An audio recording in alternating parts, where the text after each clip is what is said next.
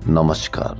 राजस्थान की तमाम फटाफट खबरों में आपका स्वागत है। खबरों के लिए आपसे निवेदन की यदि आपने हमारे चैनल को सब्सक्राइब नहीं किया तो कृपया करके आपके अपने चैनल को सब्सक्राइब करना ना भूलें। आप सब्सक्राइब करते हैं तो तुरंत आपको खबर आपके मोबाइल पर मिलती है। तो क्या है आज से राजस्थान की बड़ी खबरें? जी हाँ, दिल्ली एक बार फिर दहल गई। सोमवार शाम करीब 6:52 पर लाल किला मेट्रो स्टेशन के गेट नंबर 1 पर ट्रैफिक सिग्नल पर एक चलती कार में जबरदस्त धमाका हुआ, जिसकी गूंज 1 किलोमीटर दूर तक सुनी गई। इसमें कई लोगों की मौत हो गई और 20 घायल है। धमाका कार के पिछले हिस्से में हुआ, जिससे आसपास खड़ी 6 कारें, 2 ई-रिक्शा और 1 ऑटो जल गए। दिल्ली में विस्फोट के बाद राजस्थान में अलर्ट है। धार्मिक स्थलों, रेलवे स्टेशनों, रावत फाटा, परमाणु बिजली घर, अजमेर दरगाह, पुष्कर में सुरक्षा बढ़ाई गई है। वहीं बड़ी खबर, ठेका प्रथा बंद करने की मांग, प्लेसमेंट एजेंसी कार्मिकों में रोष हुआ। अखिल राजस्थान राज्य प्लेसमेंट एजेंसी कर्मचारी संयुक्त महासंघ की रविवार को मीटिंग हुई। महासंघ कोर कमेटी सदस्य जहीर अहमद ने बताया कि सरकारी, अर्ध सरकारी विभागों, बोर्ड, निगम में कार्यरत बड़ी संख्या में प्लेसमेंट एजेंसी कार्मिक शामिल हुए। मुख्य मुद्दा सरकारी विभागों से ठेका प्रथा बंद करने का है। वर्तमान डबल इंजन की सरकार ने बजट में घोषणा की थी कि राजस्थान के सरकारी संस्थानों से ठेका प्रथा को समाप्त कर सरकारी संस्था के माध्यम से नियुक्ति दी जाएगी, लेकिन धरातल पर ऐसा कुछ नहीं है। ऐसे में प्लेसमेंट एजेंसी कार्मिकों में रोष है। ठेका कर्मचारियों ने मांगे जल्दी पूरी नहीं करने पर आंदोलन की चेतावनी दी है। मीटिंग में देवाशीष सेन, गणेश लाल मीणा समेत अन्य लोग उपस्थित रहे। तो जी हां, बजट में घोषणा की गई है कि सरकारी संस्थानों से ठेका प्रथा को समाप्त किया जाएगा और सरकारी संस्था के माध्यम से ही नियुक्ति दी जाएगी। तो क्या आप इस पर सहमत हैं? यदि सहमत हैं तो आप अपने कमेंट करके अवश्य बताएं। ठेका प्रथा बंद करने की मांग, जी हाँ, आप भी हर घोषणा पत्र को आप साथ रखें और उसमें कितना घोषणा पत्र में की गई घोषणाएं पूरी हो रही है या कुछ अधूरी है या कुछ बाकी है। इन घोषणा पत्रों को आप संविधान मान के, जी हाँ, पार्टियों के इसका संविधान मानकर आप हमेशा साथ रखें और जिसकी भी सरकार बने उनके घोषणाओं को आप हमेशा याद दिलाते रहें, क्योंकि वो रोजगार की बात करते हैं, वो फैक्ट्रियों की बात करते हैं, आम आदमी की आय को बढ़ाने की बात करते हैं। लेकिन जैसे ही सरकार बनती है वो सब गायब, क्योंकि आपने उनके घोषणा पत्र को ढंग से पढ़ा ही नहीं। इसलिए ठेका प्रथा बंद करने की मांग में प्लेसमेंट एजेंसी कार्मिकों में रोष है। आप आए दिन राजस्थान की राजधानी जयपुर में भी दुर्घटना होते हुए और कई लोगों को शिकार होते हुए देखते हैं, क्योंकि वह जो तेज चला रहा है वह वाहन, उसको पता है कि किस तरह से हम तेज चलाते हुए हादसा नहीं होगा बल्कि हत्या करेंगे। बेपरवाह चालक छात्रा को रौंदा, रुका नहीं। 45 सवारियों से भरी बस को 6 किलोमीटर दूर तक दौड़ा गया। जहां जयपुर के बीचों बीच सोमवार दोपहर 3 बजे एक दर्दनाक हादसे ने पूरे शहर को झकझोर दिया। मुख्यमंत्री के निर्देश पर चल रहे सड़क सुरक्षा अभियान के बीच यह हादसा सड़क सुरक्षा व्यवस्था पर बड़ा सवाल खड़ा करता है। मुख्यमंत्री के निर्देश पर सड़क सुरक्षा अभियान के तहत हर आदमी के मन में या हर वाहन के ऊपर तो वह व्यवस्था हो नहीं सकती। क्या हमारी नैतिकता इतनी मरी हुई है कि हम जानते हैं कि हम सड़क पर तेज चलाएंगे, हम जानते हैं कि सुरक्षा यातायात के नियमों का पालन नहीं करेंगे तो ऐसे हादसे होंगे ही। क्या आप चाहते हैं कि सरकार व्यवस्था हर आदमी के साथ एक व्यक्ति को लगाए तब जाकर आप बात माने? तो होनी ये चाहिए कि हमारी नैतिकता भी इतनी होनी चाहिए कि हम यातायात नियमों का पालन करें। सेंट्रल पार्क जयपुर के गेट नंबर 4 के पास पृथ्वीराज रोड पर अलवर डिपो की रोडवेज बस ने एमए फाइनल इंग्लिश की छात्रा तन्वी चावरिया को कुचल दिया। हादसे के बाद चालक बस को मौके से भगा ले गया, क्योंकि वह आजाद है, उसको पता है कि कुछ भी नहीं होगा, क्योंकि आए दिन रोज प्रतिदिन इस तरह की घटनाएं होती है और किसी का भी कुछ नहीं होता है, इसीलिए उनके हौसले बढ़ते हैं। उस पर हत्या का मुकदमा दर्ज करवाया जाना चाहिए और जो भी इस तरह के कारनामे करे उनके खिलाफ हत्या के मुकदमे दर्ज करवाए जाए, उनकी परेड निकाली जाए और इस तरह से जो भी आदमी हो उसके खिलाफ तुरंत से तुरंत कार्रवाई की जाए और उनको कड़ी से कड़ी सजा दी जाए, क्योंकि हादसा नहीं बल्कि यह हत्या है। वहीं आपने जर्जर भवन जरूर देखा होगा। परकोटा क्षेत्र जयपुर के सुभाष चौक इलाके के मोहल्ला पन्नीग्राम में सोमवार को निर्माणाधीन मकान की छत गिरने से मकान मालिक की मलबे में दबने से मौत हो गई। माध्यमिक शिक्षा बोर्ड विद्यार्थियों की परेशानी समझने लगा। नकल रोकने के नाम पर विद्यार्थियों को अपने स्कूल की जगह दूसरे स्कूलों में परीक्षा देनी पड़ती है। इससे लाखों विद्यार्थियों को आने जाने में भारी परेशानी झेलनी पड़ती है। इस बार प्रस्ताव है कि विद्यार्थी अपने ही स्कूल में परीक्षा दे सकेंगे, जबकि स्टाफ दूसरे स्कूलों में ड्यूटी पर जाएगा। यह लागू होता है तो 10वीं और 12वीं के 10 से 12 लाख विद्यार्थियों को राहत मिलेगी। राजस्थान के 3 बड़े शहरों जयपुर, जोधपुर, कोटा में सोमवार से एक शहर एक निगम मॉडल लागू हो गया। इसके साथ जयपुर, जोधपुर, कोटा में 2-2 निगम खत्म हो गए। सोमवार से कुल निकाय 312 से 309 हो गए हैं। तीनों शहरों में संभागीय आयुक्त व कलेक्टर ने प्रशासक के तौर पर सोमवार को एकीकृत निगमों का कार्यभार भी संभाल लिया है। लेकिन पहले दिन निगमों की वेबसाइट बंद रहने और एकीकृत टीमें तय नहीं होने से फॉलोअप शिविर, जन्म मृत्यु प्रमाण पत्र जैसे कार्य बाधित रहे। दूसरी ओर सरकार के इस फैसले के बाद तीनों शहरों में महापौरों और पार्षदों का कार्यकाल समाप्त हो गया। उनके सभी प्रशासनिक और वित्तीय अधिकार समाप्त कर दिए गए। अब निगमों के प्रशासक के तौर पर संबंधित संभागीय आयुक्त कामकाज देखेंगे। स्वायत्त शासन मंत्री झावर सिंह खर्रा ने कहा कि बढ़ती आबादी, भौगोलिक विस्तार और नगरीय जरूरतों को देखते हुए ये बदलाव प्रशासनिक सुगमता और विकास कार्यों के समान वितरण के लिए किया गया है। अगले साल होने वाले जयपुर नगर निगम चुनाव अब इन्हीं सीमाओं के आधार पर कराए जाएंगे।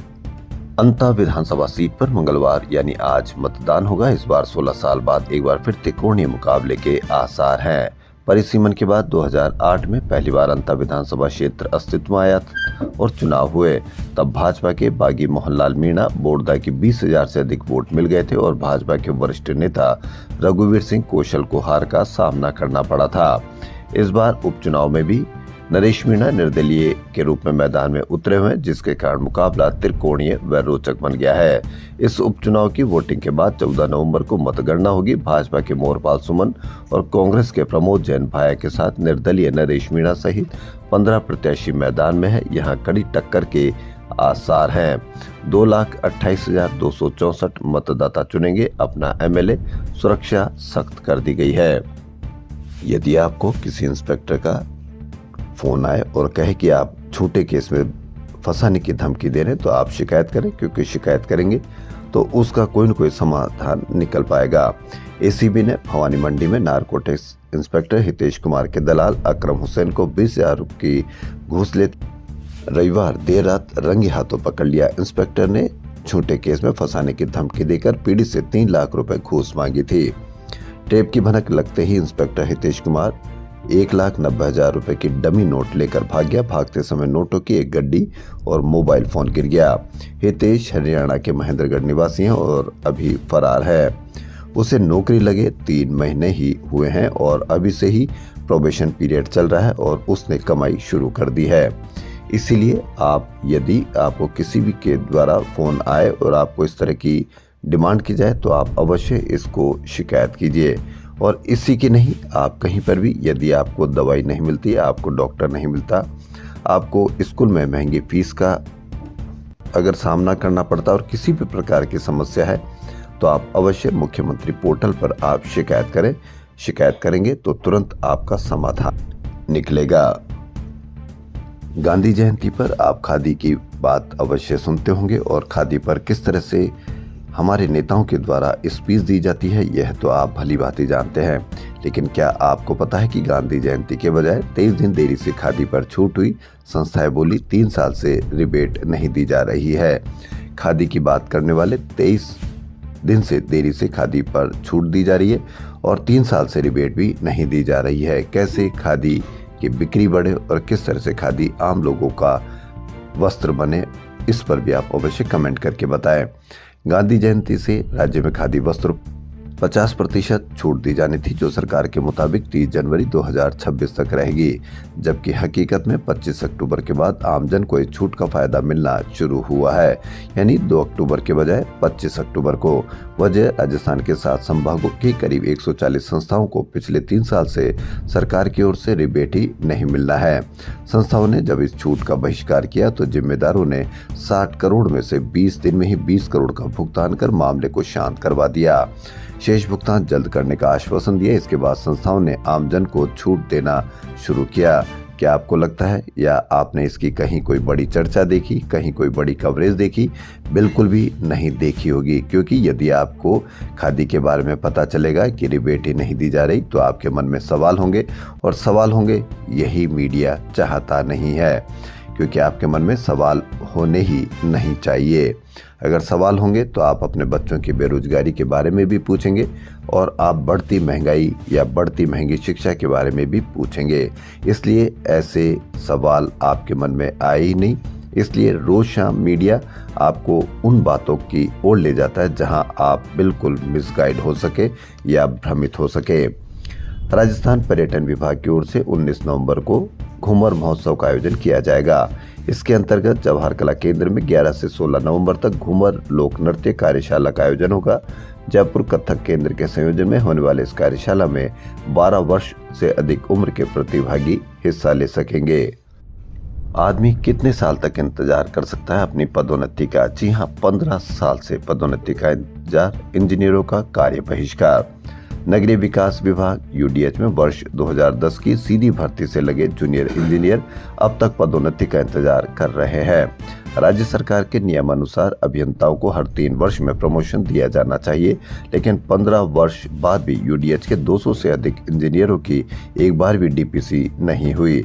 नतीजतन ये इंजीनियर आज भी उसी पद पर कार्य करने को विवश हैं जिस पर वे नियुक्त हुए थे। नाराज इंजीनियर सोमवार से आंदोलन के रास्ते पर उतर आए। जयपुर, जोधपुर, उदयपुर और कोटा विकास प्राधिकरण सहित प्रदेश भर को यूआईटी में कार्यरत जूनियर इंजीनियरों ने सामूहिक कार्य बहिष्कार शुरू किया है। इंजीनियरों का कहना है कि वेतनमान बढ़ाकर प्रमोशन दिया जाए। नई भर्ती होने तक वे वर्तमान पद पर काम करने को तैयार है। प्रतिनिधिमंडल ने सोमवार को यूडीएच अधिकारियों से मुलाकात की, पर वार्ता विफल रही। राजस्थान कर्मचारी चयन बोर्ड और अर्धवार्षिक परीक्षा की तिथि अब नहीं टकराएगी। शिक्षा विभाग ने अर्धवार्षिक परीक्षा के टाइम टेबल में आंशिक संशोधन करते हुए 22 नवंबर को होने वाली अर्धवार्षिक परीक्षा को आगे खिसका दिया है। इस दिन होने वाली परीक्षा अब 2 दिसंबर को होगी।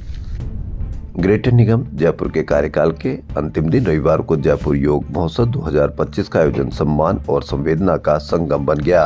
महोत्सव में योग, पर्यावरण और स्वच्छता के क्षेत्र में उल्लेखनीय योगदान देने वाली प्रतिभाओं को सम्मानित किया गया। वहीं सहायक कर्मचारी संघ राजस्थान विश्वविद्यालय की ओर से एमएससीपी की मांग को लेकर आंदोलन शुरू किया गया। संघ के अध्यक्ष राजकुमार गुर्जर का कहना है कि जब तक एमएससीपी योजना लागू नहीं हो जाती तब तक कर्मचारी भूख हड़ताल करेंगे। अभी संघ के 2 पदाधिकारी हरि सिंह रावत और रामचरण खारियों ने भूख हड़ताल आरंभ की है। उन्होंने कहा कि राज्य सरकार खेमराज कमेटी की सिफारिश पर अपने कर्मचारियों को परिलाभ दे रही है। इसी तरह से राजस्थान विश्वविद्यालय में भी एमएससीपी का लाभ दिया जाए ताकि उन्हें राहत मिल सके। राजस्थान में पहली बार आयोजित हो रहे खेलो इंडिया यूनिवर्सिटी गेम्स की लॉन्चिंग सेरेमनी 12 नवंबर को ऐतिहासिक आमेर महल के दीवाने खास में आयोजित की जाएगी। दीवाने खास को शीश महल और जस मंदिर के नाम से भी जाना जाता है। लॉन्चिंग सेरेमनी में खेलो इंडिया यूनिवर्सिटी गेम्स का मस्कट, एंथम और लोगो लॉन्च किया जाएगा। इसके साथ ही राजस्थान टीम की जर्सी का अनावरण और मशाल रिले की शुरुआत भी होगी। इस लॉन्चिंग सेरेमनी से एक तरह से खेलो इंडिया यूनिवर्सिटी गेम्स का काउंटडाउन शुरू हो जाएगा। डॉक्टर पवन ने बताया कि रिले के दौरान मशाल राजधानी जयपुर के ऐतिहासिक और प्रमुख स्थलों से भी होकर गुजरेगी।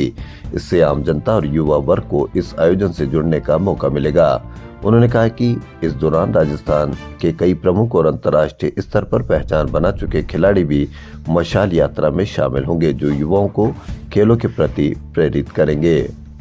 42वीं राजस्थान जूनियर हैंडबॉल प्रतियोगिता 11 से 14 नवंबर तक श्री महावीर जी करौली में आयोजित की जाएगी। इसमें 26 जिलों और 11 एकेडमियों की कुल 66 टीमें हिस्सा लेगी।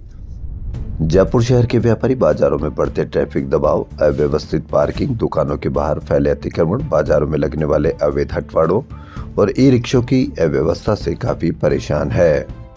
इसी समस्या को लेकर जयपुर व्यापार महासंघ ने मुख्यमंत्री भजनलाल शर्मा को पत्र लिखकर शहर की ट्रैफिक व्यवस्था सुधारने की मांग की है।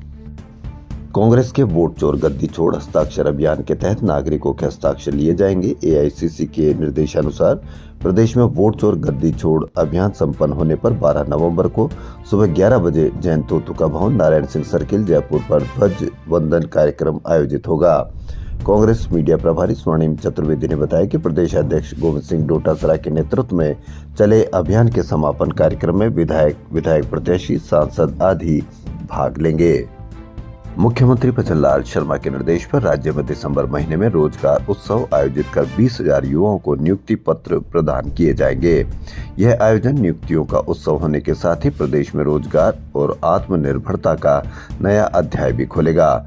मुख्यमंत्री ने संबंधित अधिकारियों को सभी लंबित भर्तियों को शीघ्र निस्तारित कर पात्र अभ्यर्थियों को जल्द से जल्द नौकरी देने के निर्देश दिए हैं। दिसंबर माह में राज्य भर में आयोजित होने वाले रोजगार मेलों में अभ्यर्थियों को नियुक्ति पत्र दिए। उत्सव में जेल विभाग में 900, जेल प्रहरी, पशुपालन में 2,500, पशुधन सहायक सहित कई पदों पर हुई नियुक्तियों को नियुक्ति पत्र दी जाएगी। सालुमपुर से बड़ी खबर। लौह पुरुष सरदार वल्लभ भाई पटेल की 150वीं जयंती के उपलक्ष्य में सोमवार को आयोजित यूनिटी मार्च एवं कार्यक्रम में अव्यवस्था सामने आई। इस दौरान 2 छात्र गश खाकर गिर पड़े, जिससे कुछ समय के लिए अफरा तफरी मच गई। शिक्षकों ने तत्काल उन्हें अस्पताल पहुंचाया, जहां 2 घंटे उनका इलाज किया गया। छात्र स्वस्थ बताया गया कि स्कूली बच्चे सुबह 8 बजे ठिठुरती ठंड में स्कूल पहुंच गए। 1 घंटे तक खुले मैदान में अतिथियों का इंतजार करते रहे। सुबह 9 बजे कार्यक्रम शुरू हुआ। 1 घंटे तक सभा चलती रही। इसके बाद 10 बजे रैली शुरू हुई, जो 2.5 किलोमीटर का चक्कर लगाने पर 11 बजे वापस स्कूल पहुंची। इस दौरान छात्र वंश पुत्र महावीर जैन और मोहित पुत्र भगवती लाल चौधरी मैदान में गश खाकर गिर गए। अंता विधानसभा उपचुनाव के दौरान आचार संहिता की निगरानी में लगी एफएसटी टीम ने रविवार को एक कार से 2,13,500 रुपए, वोटर लिस्ट, डायरी और अन्य चुनाव सामग्री जब्त की है। इसमें क्या आपको कुछ अजीब लगा या कुछ अलग सा लगा, इस पर भी आप अवश्य कमेंट करके बताएं। बूंदी महोत्सव के तीसरे दिन विलेज सफारी के तहत ठीकरदा गांव आए विदेशी सैलानियों ने यहां की ग्रामीण जीवन के सादगी और लोक कला के रंगों, ग्रामीणों के हुनर को देखा और समझा। कुम्भकारों से मिट्टी के बर्तन बनाना सीखा। कार्यक्रम में कलाकारों के लोक प्रस्तुतियों ने सैलानियों को मोहित कर दिया। राजस्थान की खबरों में फिलहाल इतना ही। यदि आपको राजस्थान की खबरें पसंद आ रही तो आपके अपने चैनल को सब्सक्राइब कर लें। धन्यवाद।